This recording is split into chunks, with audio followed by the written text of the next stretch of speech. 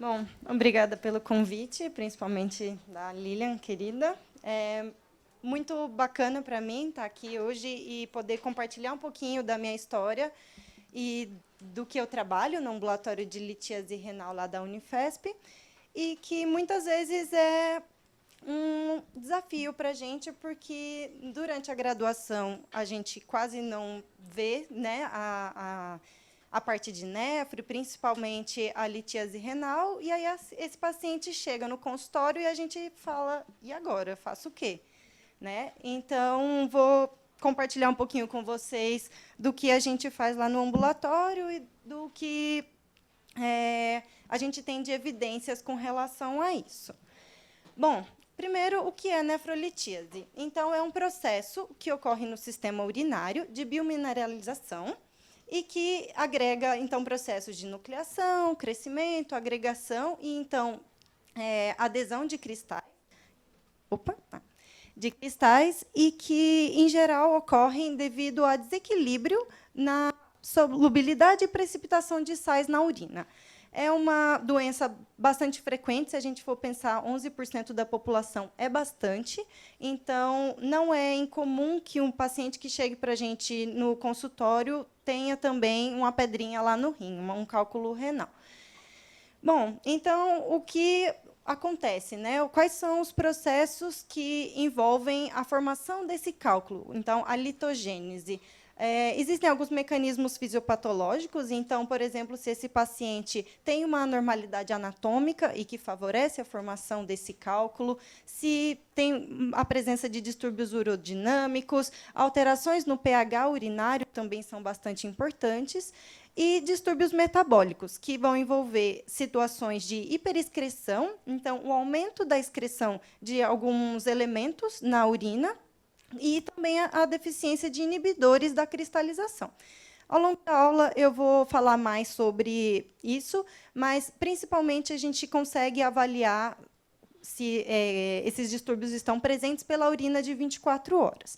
E aí existem fatores epidemiológicos que também influenciam na formação desses cálculos. Então, fatores genéticos, fatores ambientais e fatores nutricionais, que é o que a gente consegue abordar no caso. Quais são, então, os fatores nutricionais que exercem influência? O cálcio, o sódio, a proteína, citrato, potássio, o oxalato, a vitamina C e, por último, não menos importante, a ingestão de líquidos, que não é um fator nutricional, mas que faz parte do hábito, né? Bom, com relação ao cálcio, a hipercalciúria idiopática é o distúrbio metabólico mais frequente. Isso é descrito na literatura já há algum tempo. E o que é isso? Né? Na verdade, é uma excreção aumentada de cálcio na urina e que caracteriza, então, em homens, uma excreção maior que 300 miligramas na urina de 24 horas, e em mulheres, maior que 250 miligramas em 24 horas. Bom, se esse é o distúrbio metabólico mais frequente, acreditava-se, então, que restringir a ingestão de cálcio levaria a uma menor excreção, certo? Não. Nesse estudo do Curran, em 93, que foi um estudo prospectivo, eles perceberam que, dividindo os pacientes pela quantidade da ingestão de cálcio, eles viram que aqueles que tinham uma ingestão maior de cálcio, maior, eu digo, mais próxima da adequada, entre 800 e 1.000 miligramas no dia, formavam menos cálculos. E ainda, até um estudo bastante antigo, já mostrava para a gente que, quando se restringe o cálcio na alimentação, gera-se um balanço negativo de cálcio, possibilitando a perda óssea. Então, a gente precisa ter bastante cuidado com relação a isso. E aí, nesse estudo de 2002, que também foi um estudo prospectivo, eles observaram que, entre os pacientes litiásicos, então formadores de cálculos, e que tinham uma excreção aumentada de cálcio na urina, eles compararam. Então, eles dividiram em dois grupos. Um que recebeu dieta restrita em sal e proteína, associada a uma ingestão normal, adequada de cálcio, comparado a uma dieta pobre em cálcio, simplesmente. E aí o que eles observaram foi que a dieta pobre em cálcio induzia um outro distúrbio metabólico, que é a hiperoxalúria, ou seja, promoveu um aumento da excreção de oxalato na urina de 24 horas, e que não é bacana também. Já já a gente vai falar um pouquinho mais do oxalato.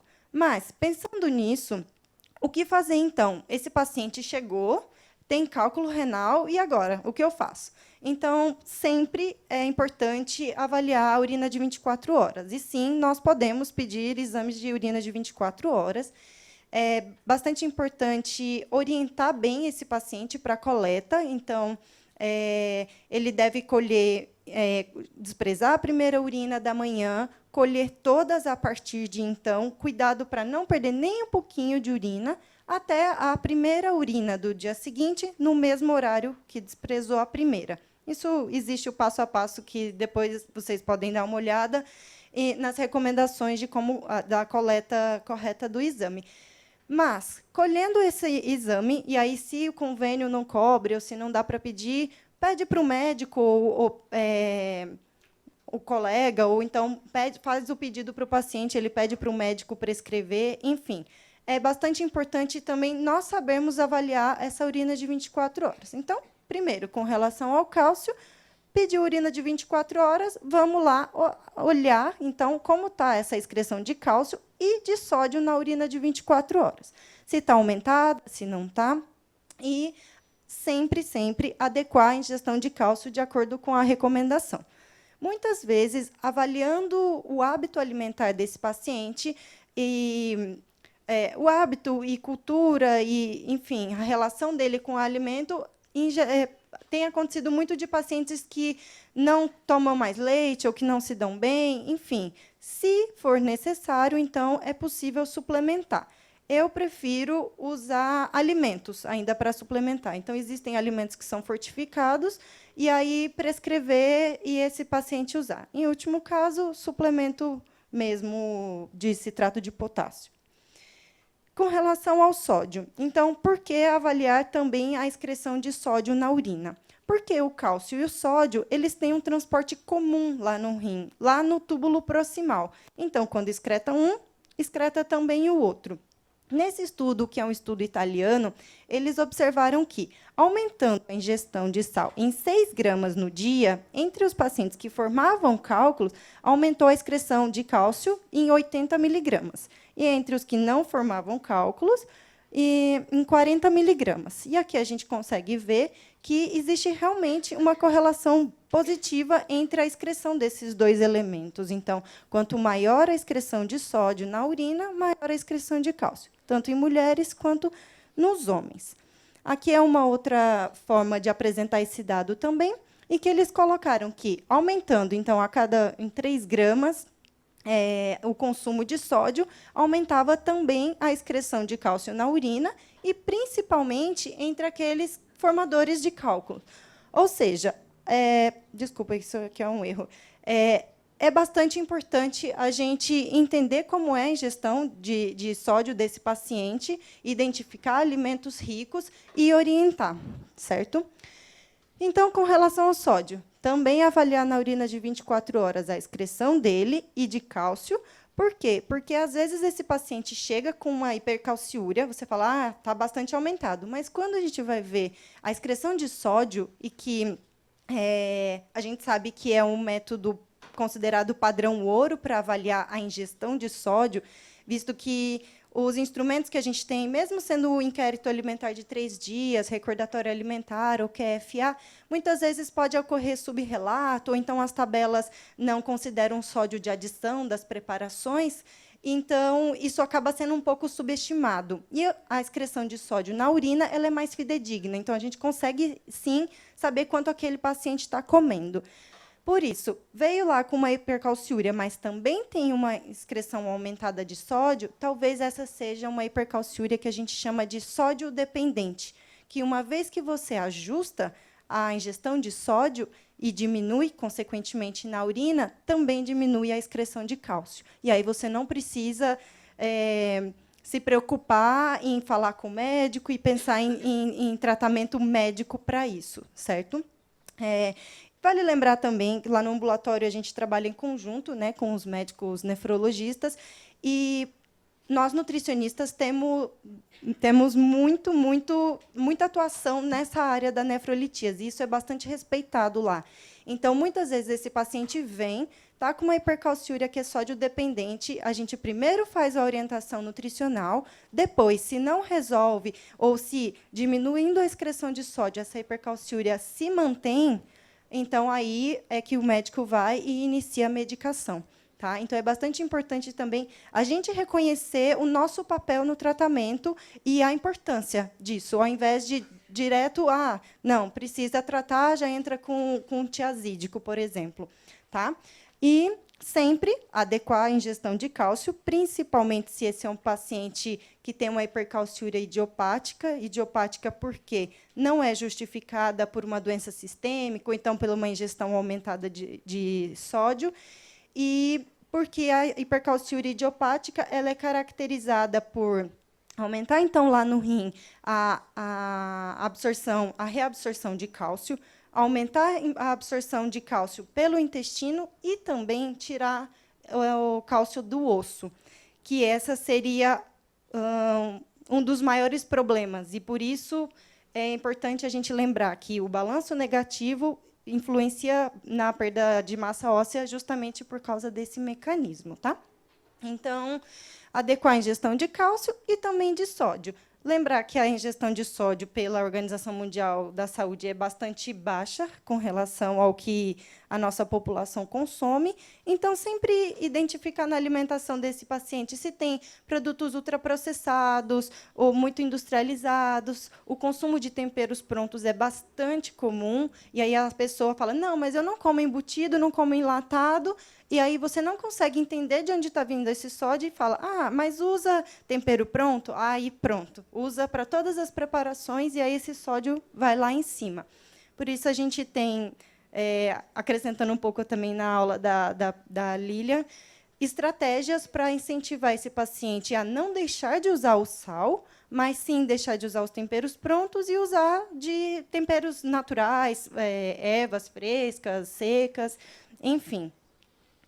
Com relação à proteína, que a gente também se preocupa aqui, tem já diversos trabalhos na literatura mostrando que um alto consumo de proteína animal gera um impacto na excreção de parâmetros urinários, e esses são diversos. Então, pode aumentar na hiperuricosúria, e o que é isso? Aumentar, então, a excreção de ácido úrico na urina. Por quê? Porque aumenta a quantidade de purinas, que é um produto do metabolismo das proteínas. Pode diminuir a hipocitratura, que também é um distúrbio metabólico, ou seja, lembra que eu falei do aumento de fatores, aumento da excreção de fatores que promovem a litogênese e inibição de fatores que protegem, então, que inibem a cristalização. E o citrato é um deles. Já vou falar um pouquinho mais, mas, no caso da proteína de origem animal, pelo aumento da reabsorção de citrato. E aí, lembrando um pouquinho, lá no rim, quando reabsorve, quer dizer que volta para o corpo, e quando excreta, quer dizer que vai para a urina. Então, se eu reabsorvo citrato, quer dizer que tem uma menor quantidade de citrato na urina. Ou seja, eu tenho menor proteção para a formação dos cálculos. A proteína animal também diminui o pH urinário e aumenta a excreção de cálcio na urina devido à carga ácida gerada, no caso da hipercalciúria, porque diminui a reabsorção renal de cálcio, ou seja, tem mais cálcio lá presente. E aí, nesse estudo, eles conseguem mostrar para a gente que, com homens saudáveis, que consumiam aproximadamente 8 gramas de sal por dia, associado a 1 grama por quilo por dia de proteína, que seria uma dieta normoproteica, quando eles passam a comer 12 gramas de sal, o cálcio urinário aumenta em 50 miligramas. E isso, associado a uma dieta hiperproteica, de 2 gramas por quilo por dia, aumenta em 100 miligramas. Se esse é um paciente que excreta 200 miligramas de cálcio na urina e ainda é considerado como normocalciúrico, aumenta em 100 miligramas, pronto, aí ele já ganha lá o diagnóstico de hipercalciúria, e dependendo de quem está tratando, ele pode, de cara, receber um tiazídico para controlar essa hipercalciúria. Sendo que, se a gente olha e identifica como é a alimentação desse paciente, ajusta e ele melhora esse perfil metabólico, essa urina, ele não precisa de uma medicação para tratar. A gente é suficiente, digamos assim. Então, sempre, com relação à proteína, avaliar na urina de 24 horas o pH, que, em geral, as dietas hiperproteicas vão ter pH urinários mais baixos, e a ureia, que a ureia também reflete a ingestão proteica do paciente. E sempre adequar a ingestão proteica. A recomendação, a Lilian já falou de várias recomendações, mas a que a gente mais usa é essa, que fica em torno de 0,8 a 1. Lembrando que ninguém vai ter... bom, em casos especiais existem necessidades maiores, mas ninguém vai ter falta de proteína ficando nessa recomendação. Com relação ao citrato, então, por que ele é um fator que inibe a cristalização, então, considerado protetor? Porque ele tem uma capacidade de formar um complexo solúvel com o cálcio e inibir a cristalização. Então, esse cálcio lá disponível se junta ao citrato, inibindo a cristalização desse e o crescimento de cálculos de oxalato de cálcio, que é o tipo de cálculo mais comum que a gente encontra frequentemente nos pacientes. E ainda o citrato promove um aumento do pH urinário, porque quando ele, lá no fígado, ele é oxidado em bicarbonato, ele promove uma alcalinização sistêmica. Então, ele tem essa capacidade de aumentar o pH urinário. Esse trabalho mostrou que o sal também, né, então, como a gente já viu lá atrás, que ele é capaz de aumentar a calciúria, o sal também pode influenciar na redução da excreção de citrato.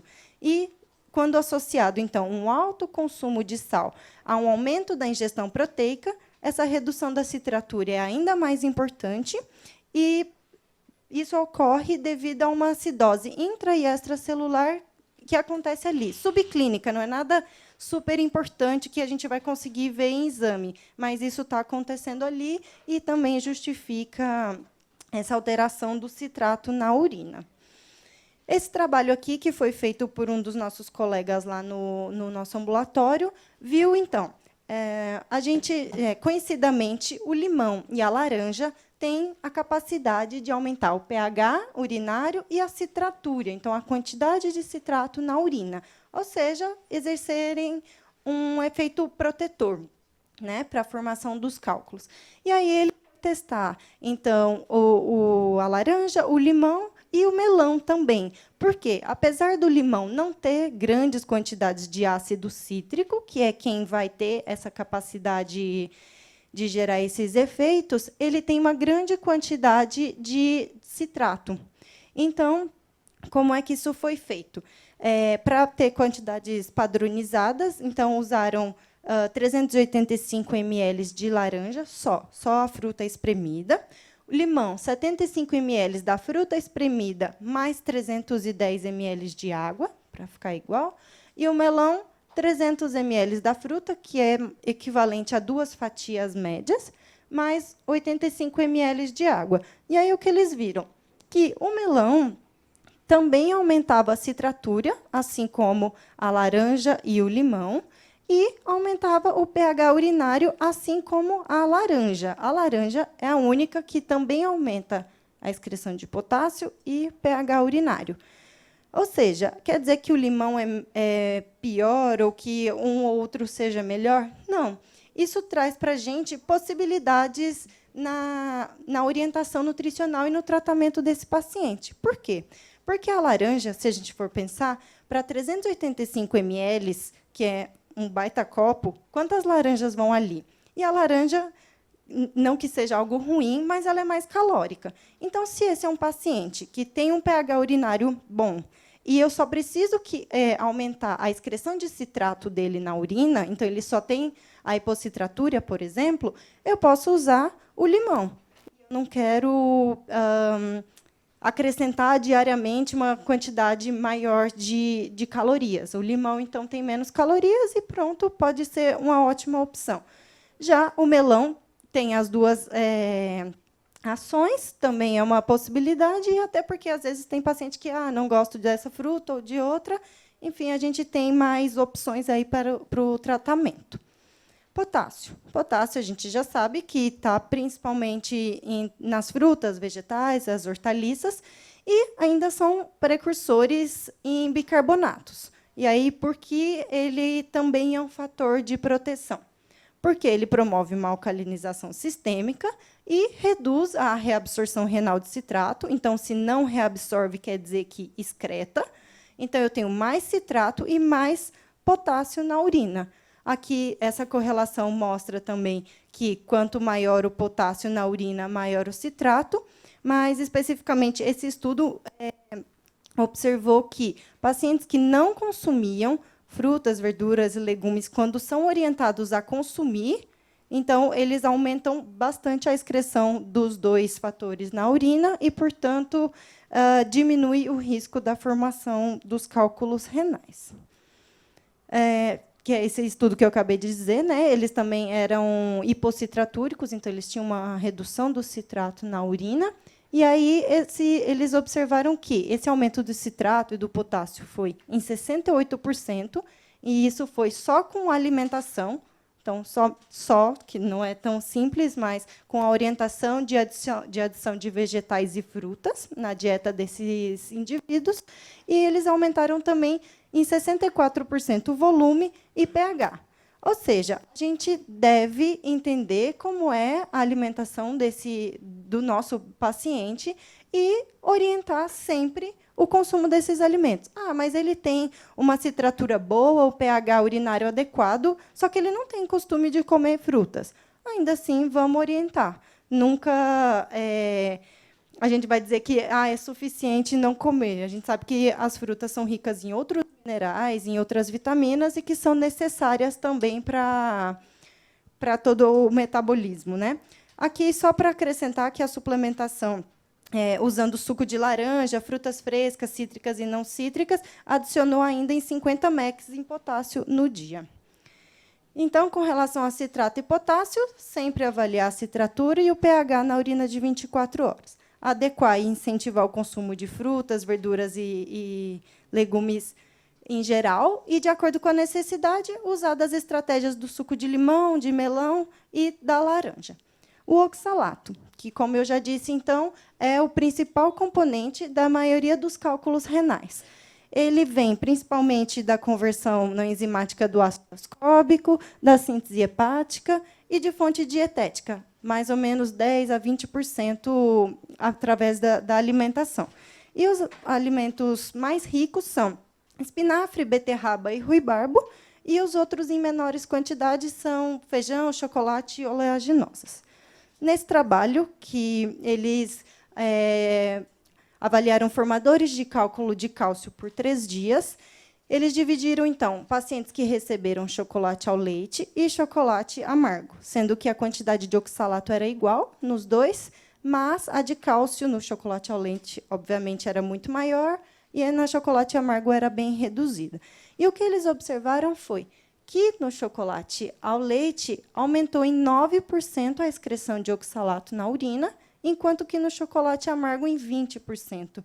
Ou seja, isso mostra para a gente que o cálcio parece ter um poder quelante sobre o oxalato. E aí a gente consegue entender aquele resultado que eu falei lá no início, que a dieta que era pobre em cálcio aumentou a hiperoxalúria. Então, o que a gente pode fazer com relação a isso? Lembrar sempre de promover um equilíbrio na ingestão de cálcio e oxalato durante as refeições. E a cocção também é uma alternativa, porque reduz em até 90% do oxalato dos alimentos. Mas, se esse é um paciente que tem costume de comer muito espinafre, de comer muita beterraba, o suco verde também veio com uma grande intensidade há algum tempo atrás, incentivar a reduzir o consumo e, de forma equilibrada, se esse paciente come nas refeições, é mais pensar sobre associar a alimentos ricos em cálcio, certo? Com relação à vitamina C, o ácido ascórbico ele é considerado um fator de risco, uma vez que a possível metabolização ao oxalato, aumentando a excreção urinária desse e aumentando, portanto, o risco de formação de cálculo. Nesse trabalho, eles veem que, antes de tomar o suplemento de vitamina C, a oxalúria está aqui e depois ela vem para cá, sendo esse um suplemento de 1 grama, que é o mais frequentemente encontrado. Mas esse aumento é bastante significante, né? E aí aqui a gente percebe que esse paciente já tem uma hiperoxalúria, nesse caso, né? Que a hiperoxalúria é considerada uma excreção acima de 45 miligramas na urina. E, da mesma forma, quando suplementados com 2 gramas de vitamina C. Portanto, conduta com relação à vitamina C, descontinuar o uso, sendo que a gente sabe que a recomendação é super tranquila de ser atingida, 90 miligramas por dia. Então, vamos incentivar a alimentação, frutas, os legumes. É super possível de atingir a recomendação e suplementos de vitamina C não são necessários. Com relação a líquidos, então, eles são importantes porque eles promovem a diluição da urina, reduzem as razões de saturação dos componentes urinários e as bebidas que interferem na ação do ADH. Então, as bebidas alcoólicas, principalmente, elas sim têm o poder de aumentar o volume urinário e diminuir a saturação de compostos urinários, mas é bastante importante a gente lembrar que algumas delas podem aumentar a excreção de purinas. Então, não devem ser recomendadas assim. Na verdade, tudo deve ser com equilíbrio, né? A ideia é que seja orientado principalmente água e sucos naturais, enfim. Sobre os chás. Chá preto e chá mate têm, sim, um alto teor de oxalato, porém, o chá verde, existem alguns trabalhos mostrando que polifenóis do chá verde poderiam inibir a formação dos cristais de oxalato de cálcio, mas ainda não existem tantos trabalhos assim que deem essa confiança para a gente orientar tanto. Se o paciente tem costume de tomar, que não seja em grande exagero, tudo bem. O chá famoso de quebra-pedra. Então, existem 2 trabalhos, um lá do nosso grupo que observou que, entre os hipercalciúricos, o chá diminuía a calciúria, ou seja, a excreção de cálcio na urina, e, nesse outro trabalho, que foi feito com animais, diminuía a deposição de cristais, pela alteração da forma e textura desses cristais, diminuía também a agregação, diminuía o crescimento. Ainda são bem poucos também os trabalhos, e, assim, se a gente for pensar nas ações que o chá teve, ele não seria especificamente de quebrar a pedra, mas sim de prevenir contra a formação dos cálculos, né?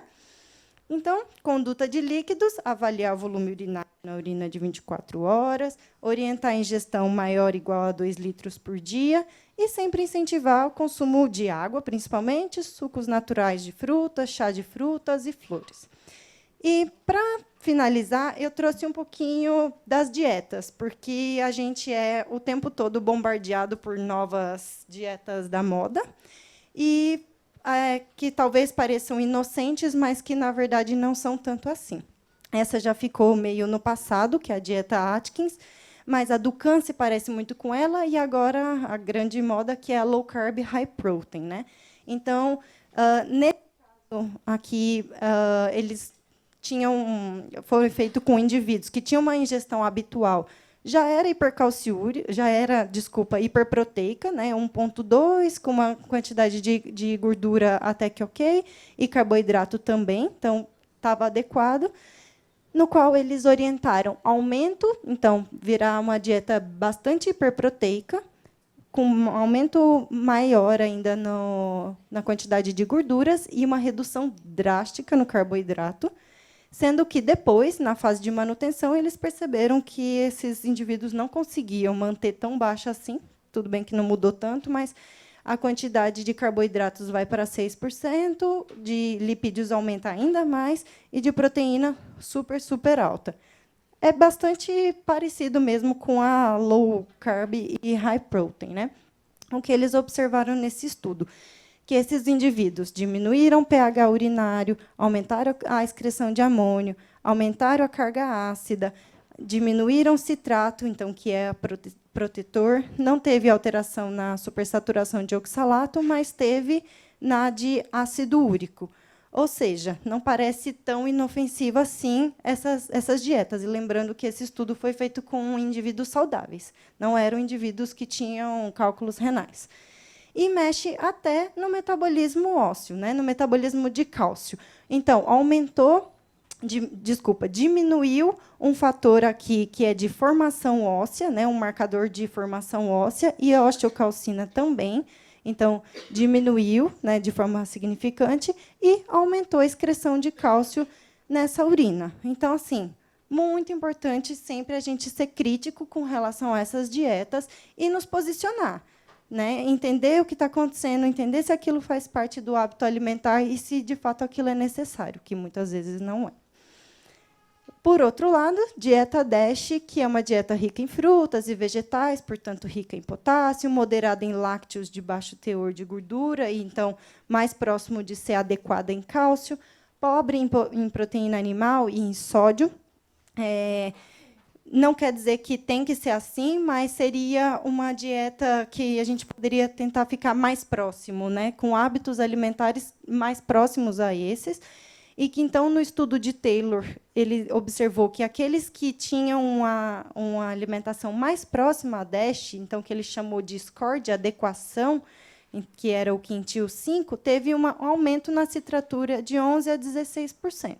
E ele utilizou essas populações, que, então, é uma população de profissionais da saúde, e aqui são as enfermeiras, né, com idades diferentes. Esse é um outro estudo que também avaliou o score DASH e nessas mesmas populações e viu que protegia, né? Então, em relação aos outros grupos, a dieta, quem se aproximava mais da dieta DASH tinha uma proteção maior com relação à incidência de novos cálculos. E, por fim, a dieta vegetariana, que também é um pouco mais parecida com relação à menor quantidade de proteínas em geral, né? Não tem a carga ácida gerada da proteína animal. Eles viram que, comparadas à dieta, essa daqui é uma dieta de livre escolha, a dieta ocidental, aqui é uma dieta onívora, mas que eles calcularam, né? Era balanceada para ser isocalórica e tal. E adequada também com a vegetariana. As duas eram balanceadas, calculadas. E aí eles perceberam que, na vegetariana, tinha um aumento do volume urinário, um aumento do pH, redução de sódio, redução de amônio, de fosfato, de ácido úrico e supersaturação do ácido úrico, como a gente pode ver aqui. Então, na onívora já tinha uma redução, porque ela já era controlada em quantidades proteicas, e, na vegetariana, mais importante ainda. Bom, o que isso traz para a gente? Sempre considerar os hábitos alimentares desse paciente, hábitos culturais, a relação dele com o alimento. Então, não existe certo e errado. Tudo tem... Claro, a gente tem as recomendações, mas vamos sempre tentar chegar mais próximo disso, sem grandes radicalismos e...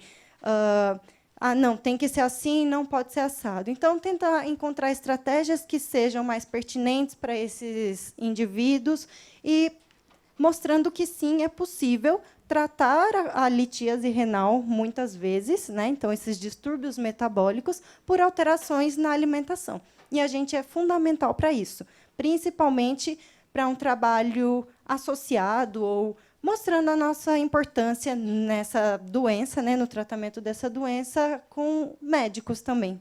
Tá certo? Bom, estou à disposição, se quiserem tirar dúvidas, eu também meu e-mail aqui para dúvidas que surgirem depois. Obrigada.